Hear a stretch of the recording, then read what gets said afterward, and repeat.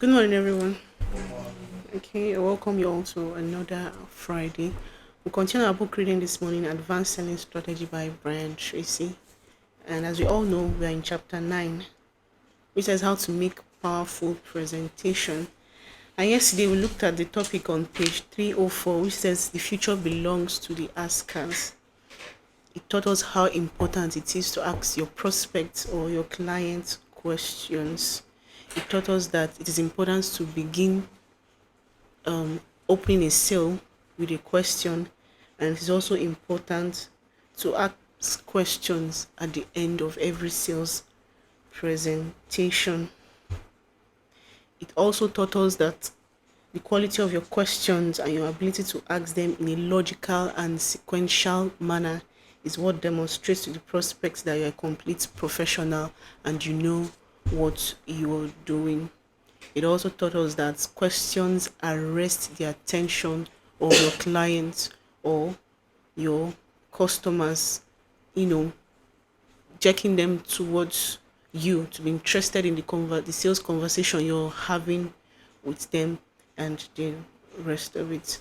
So today we'll continue on page 307 of how to make powerful presentation. It says 3 types of questions to maintain control, just like we learned yesterday. Asking your clients questions make you have control over the conversation that is going on between the both of you. You don't give the customer or the client space to think of any other thing. Rather, asking him questions will make him be present, be in in the mood of listening to what you have to say, because you're actually giving him a listening, giving him or her a listening ears. So today we'll be looking at the 3 types of questions to maintain controls. So there are basically 3 types of questions that you can use to open a sales presentation. Develop rapport, uncover the information you need to sell effectively, answer objections and call for action. The first and most common of these three is the open-ended question. These are the questions that cannot be answered with yes or no.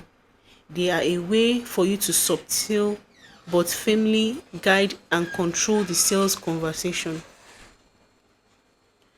Open-ended questions begin with the word what, when, where, who, how, and why. A question preceded by one of these demands an expanded answer, which gives you a chance to learn more of the things you need to know to make an effective sales presentation.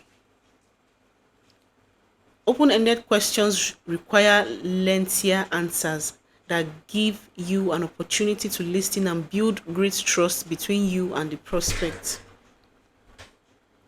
There's no end to the questions you can ask. Some examples are what exactly do you do here? How long have you been using this particular product? When did you start production in that area of activity? Where are you experiencing greatest number of problems with that particular service? When do you anticipate needing a great capacity in that area? How are things going in this part of your business? Why are you doing it that way? You should carefully plan your series of open-ended questions before you visit the prospect. You should write and rewrite them so that they are well worded and they demand good answers. You can even give a copy of these questions to your prospect and tell him or her, these are the questions I would like to go over with you at this meeting.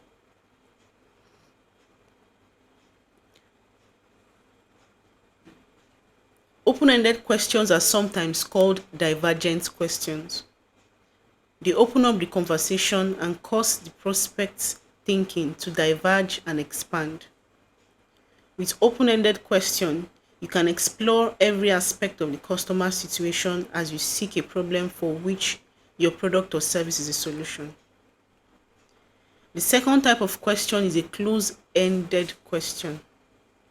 Close-ended questions start with verbs such as are, will, is, have, did, and even contractions such as aren't, didn't, won't. This is often called a convergent question. It brings conversation gradually to a convergence on a single point or decision. It is answered with a yes or a no. You use these questions when you want to begin narrowing the conversation and getting specific answers that lead you to a conclusion or a commitment. You can use close-ended questions to get more specific answers. You will be making a decision within the next 2 months. Are you considering changing your supplies for this product? Is this the sort of thing you're looking for? A close-ended question forces the prospect to take position. Do you like what I've shown you? Does this make sense to you so far? Would you like to get started on this right away? You use this type of questions when you want to get clear answers and bring the sales conversation to a close. The third type of questions is a variation on the first two and is called the negative answer question. This is when no means a yes to your proposition. Are you happy with your existing supplier? If the customer says no, it means that he is open to considering a new supplier.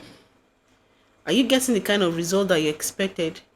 If the customer says no, it means that the customer is open to considering your product or service as an alternative. So this is where we'll be stopping for our reading this morning. Today's topic says 3 types of questions to maintain control.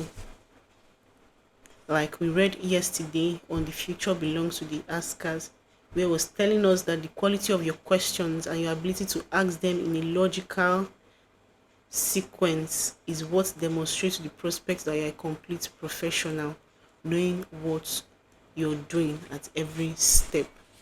So it is teaching us here today on this page the type of questions that you should ask your client or your prospect or your customers. These 3 types of questions can be used to open a sales conversation, can also be used to develop or build rapport with your client, and helps you as a salesperson to uncover information that you want to know about your customer that would help you communicate effectively with your clients or customers. And the 3 types of these questions are: 1, open-ended question, closed-ended questions, and the negative answer questions. So open-ended questions are the questions that cannot be answered with a yes or a no. They are the kind of questions that help you to control how the conversation should go. Then the second type of question is the close-ended questions. These are the kind of questions that gradually brings a conversation to either a yes or a no. The person won't really have to go further to explain to you in details what he or she means or what he or she is talking about. He just answers you yes and he answers you no. Then the negative answer questions can also mean that a client yes may be a no for you and a client's no may be a yes for you. He gave us an example towards the end here. Like when you ask a customer, are you happy with your existing supplier, and the customer says no, I'm not. No, that means the client is open to patronize other suppliers. So that is what is just trying to teach us here, and giving us examples of the kind of questions you can ask to maintain control as a salesperson. So that is it for our reading this morning. Thank you.